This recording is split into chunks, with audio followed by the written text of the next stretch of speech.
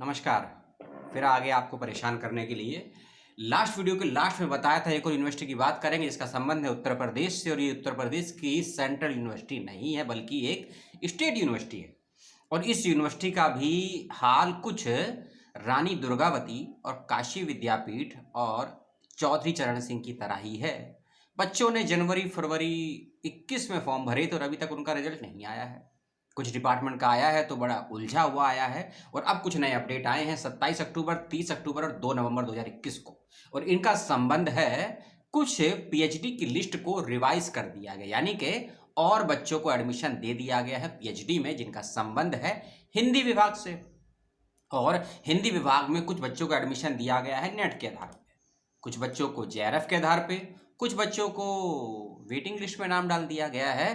तो कब तक उनको अपने डॉक्यूमेंट जमा करने हैं, कब तक फीस सबमिट करनी है, क्या बच्चों के नाम है, क्या लिस्ट है, सारी बातचीत करेंगे इस वीडियो में। दूसरा एक और नोटिफिकेशन आया है फिजिक्स, भौतिक विज्ञान, फिजिकल साइंस, जी हाँ, फिजिकल साइंस के बच्चों के लिए उनकी भी लिस्ट आ गई है फाइनली सिलेक्ट हुए बच्चों की, और इनका सिलेक्शन हुआ है जेआरएफ और नेट और गेट के आधार पे। तो कौन से बच्चे हैं, क्या लिस्ट है, उसकी भी बात करेंगे। लेकिन हम पहले बात करेंगे दूसरी लिस्ट की जो आई है, किसकी, फिजिक्स की, 30 अक्टूबर को। और हाँ, 30 अक्टूबर से पहले हिंदी के बच्चे ध्यान से सुनिएगा, जो 27 अक्टूबर की लिस्ट आई थी और जो मैंने वीडियो बनाया था 1 अक्टूबर को, आपने देखा भी होगा शायद, ठीक, जो मैंने बनाया था ना 30 अक्टूबर को वीडियो, क्योंकि 27 अक्टूबर को रिजल्ट आया था, 30 को मैंने वीडियो बनाया था, लगभग 1 महीना नहीं 3-4 दिन पहले, ठीक है। तो उस लिस्ट को देख लीजिएगा, ठीक है, अभी मौजूद है वेबसाइट पर, हटी नहीं है, लेकिन कब हटा दी जाए मुझे भी नहीं पता है, ठीक है। और यदि किसी को लिस्ट चाहिए हो अपना नाम चेक करने के लिए, क्योंकि लास्ट वीडियो में सवाल बड़े आए थे कि हमको हमारी लिस्ट नहीं मिल रही, हमारा नाम है, तो अपना ईमेल आईडी भेज दीजिएगा कमेंट बॉक्स में, ठीक है। आपको ईमेल से हम लिस्ट को भेज देंगे, कोई चार्ज आपसे नहीं लेंगे, लेकिन लिस्ट को खोजने का प्रयास कीजिए। जब आप एक लिस्ट नहीं खोज पा रहे हैं, पीएचडी कैसे करेंगे? छोड़िए, वो आपका प्रॉब्लम है, मेरा नहीं है, यूट्यूब का नहीं है। फिजिक्स 30 अक्टूबर की जो लिस्ट आई है डिपार्टमेंट ऑफ फिजिक्स की तरफ से, आप जिसका भी सिलेक्शन हुआ है सही को तहे दिल से सलाम है, मुबारकबाद है। 8 नवंबर 2021, समय है शाम 2 बजे, 8 नवंबर 2021, समय है दोपहर 2 बजे। ये सभी सिलेक्टेड कैंडिडेट की फिजिक्स में जिनका एडमिशन हुआ है, लास्ट डेट और समय है फीस को सबमिट करने का और डॉक्यूमेंटेशन को वेरीफाई करवाने का, ठीक, ये तो लास्ट डेट है। लेकिन डॉक्यूमेंट वेरीफाई कब से होंगे उसको भी सुन लीजिए। सॉरी, गलती हो गई, गलती को सुधार लेते हैं।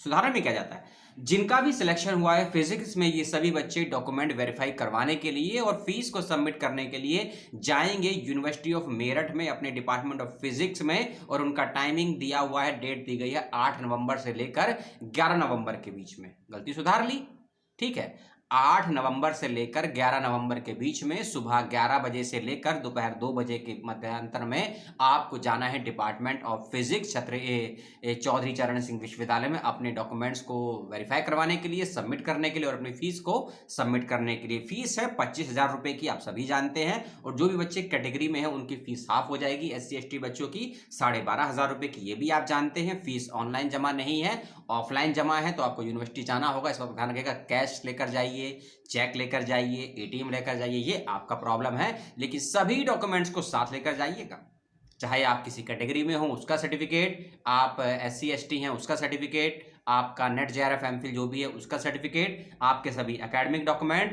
एप्लीकेशन फॉर्म, और ये जो रिजल्ट मैं आपको पढ़कर बता रहा हूँ इसकी भी कॉपी निकाल लीजिएगा, वेबसाइट से खोजेंगे आपको मिल जाएगी। समस्या होती है तो मैं आपको ईमेल से भेज दूंगा, ठीक है। समय का ध्यान रखिएगा, 11 बजे से लेकर 2 बजे के बीच में, डेट है 8 नवंबर से लेकर 11 नवंबर के बीच में। अब चलते हैं दूसरे अपडेट नोटिफिकेशन हिंदी विभाग को लेकर। हिंदी विभाग का जो नोटिफिकेशन आया था 27 अक्टूबर को, ठीक, आपने देखा होगा। उसके अनुसार जिन बच्चों का JRF है उनको पीएचडी में एडमिशन दिया गया है, जिनकी संख्या थी 26 यानी कि 26, ठीक, वे सभी बच्चे अपना एडमिशन ले भी चुके होंगे। उम्मीद करते हैं 2 नवंबर तक आपने अपना एडमिशन ले लिया होगा, तो 2 नवंबर कल थी। यदि आप 2 नवंबर तक अपनी फीस को सबमिट नहीं कर पाए तो अब आपका एडमिशन हो चुका है कैंसिल। तो आपकी जगह पर अब नए बच्चों को एडमिशन मिलेगा, उनको बहुत बहुत शुभकामनाएं। जिन नए बच्चों को एडमिशन दे दिया गया है वे अब सभी ध्यान से सुन ले। 1 नवंबर की जो नई लिस्ट आई है उसके अनुसार आपको अपने डॉक्यूमेंटेशन का वेरिफिकेशन करवाना है और फीस को सबमिट करना है। लास्ट डेट है 8 नवंबर 2021, समय है दोपहर 2 बजे का। और आप डॉक्यूमेंटेशन वेरिफिकेशन 2 नवंबर से लेकर 8 नवंबर के बीच में करवाएंगे जिन भी बच्चों का हुआ है एडमिशन। और बच्चों की संख्या बहुत ज़्यादा है जिसका 1 नवंबर को लिस्ट में नाम आया है, बहुत अच्छी संख्या है, मैं आपको सब बता दूंगा डिटेल में। बस बने रहिए और अपने सवालों को और आपके डिसलाइक को और आपकी चिंताओं को कमेंट बॉक्स में छोड़ दीजिए। सवाल का जवाब देने के लिए मैं बैठा हूं, आपका हमसफर, आपका साथी। जो बच्चे नेट क्वालिफाई हैं और जनरल कैटेगरी में हैं, रिजल्ट पे आ गया मैं, जो बच्चे नेट क्वालिफाई हैं और जनरल कैटेगरी में है, पीएचडी हिंदी में जिनका सिलेक्शन हुआ है, उनकी संख्या है 9। अपना नाम, रोल नंबर सब कुछ चेक कर लीजिएगा। बहुत बहुत बधाई। जिन बच्चों का नेट है और जनरल कैटेगरी में है, ऐसे 5 बच्चों का नाम वेटिंग लिस्ट में भी है। अब देखिए, जो बच्चे नेट क्वालिफाई हैं और जनरल कैटेगरी में हुआ है पीएचडी में एडमिशन, 1 नवंबर नोटिफिकेशन के अनुसार यदि वो बच्चे 8 नवंबर तक एडमिशन नहीं लेते हैं तो वेटिंग लिस्ट में जिन 5 बच्चों का नाम है उसमें से किसी को एडमिशन दे दिया जाएगा।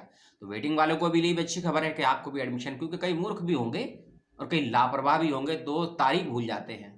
तारीख है 2 नवंबर, फीस जमा करने के जा रहे हैं 3 तारीख को। तो ऐसी किस्मत हाल में जो बच्चों का नाम वेटिंग लिस्ट में है उनको एडमिशन दे दिया जाएगा। ठीक, अगली लिस्ट है जो बच्चे नेट क्वालिफाई हैं और ओबीसी कैटेगरी में आते हैं। फिर से मैं रिपीट कर दूं, जो बच्चे नेट क्वालिफाई हैं, जनरल में हैं, 9 बच्चों का सिलेक्शन हुआ। जो बच्चे नेट क्वालिफाई हैं, जनरल कैटेगरी में है, 5 बच्चों का नाम वेटिंग लिस्ट में है। जो बच्चे नेट क्वालिफाई हैं, ओबीसी में है, ऐसे 4 बच्चों का सिलेक्शन हुआ है, उन सभी को मुबारकबाद। और जो बच्चे नेट क्वालिफाई हैं लेकिन ओबीसी कैटेगरी में है, ऐसे बच्चों की वेटिंग लिस्ट भी आई है जिनकी संख्या है 4। तो ओबीसी में 4 बच्चे वेटिंग लिस्ट में है और जनरल में 5 बच्चे वेटिंग लिस्ट में।